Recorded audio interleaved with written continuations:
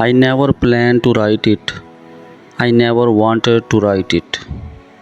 But life has a way of cornering us, pushing us towards things we thought we would never do.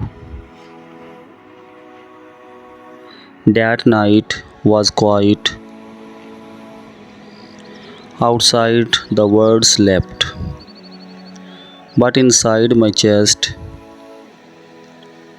a storm was raging.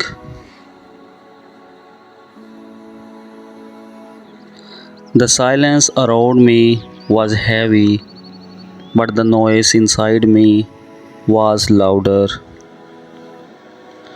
Thoughts crashing, memories burning, a weight pressing down on my heart. So hard I could barely breathe. I picked up the pen not because I wanted to create art, not because I wanted to write poetry. No, I picked it up because my hands were trembling and I had nowhere else to place the pen. That poem was not written on paper, it was carved out of a broken heart. Every line was a wound, every word was bleeding, and even as I wrote, I felt my chest tighten as if the truth I had buried for years was forcing itself out. Line after line, whether I wanted it or not.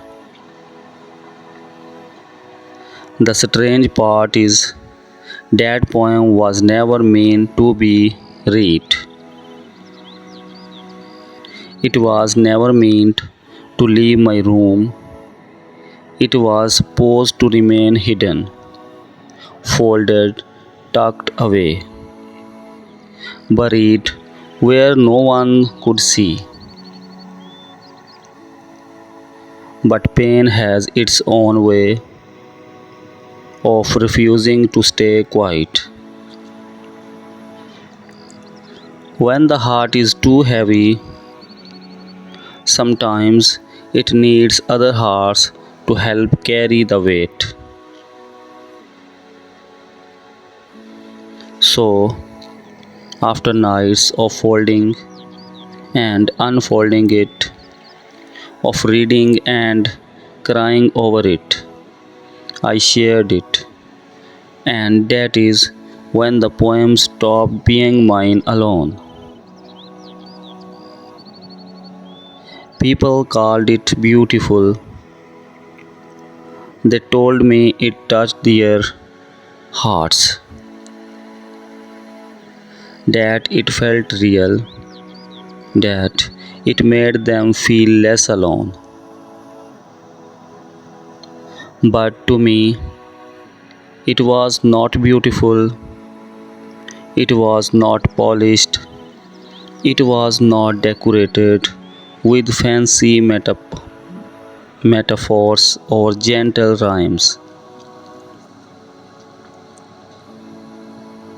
It was raw, it was ugly, it was truth that shook my hands as I wrote it, truth that made me afraid because it revealed scars I never wanted anyone to see. Most poems are written with choice. You choose the words, you choose the rhythm, you choose how it should sound. But this poem chose me. The words forced themselves out. as if they had been waiting too long, as if they had been locked inside for years, and finally broke free. I remember staring at the page, thinking, if someone reads this, they'll see the real me, the broken me, the parts I hide. And that thought terrified me because when people read beautiful poems, they admire them, but when people read painful poems, they see your scars. And I was not sure if I was ready for that. Still, the words would not leave me alone. Every night, they whispered back to me. The poem lived inside me even after I wrote it. And here's the hardest truth of all, that poem was not only about me, it carried the shadow of someone else, someone I could never forget. I never wrote their name, but they were in every line, every pause, every silence between the words. Writing that poem was like pulling them back into my life.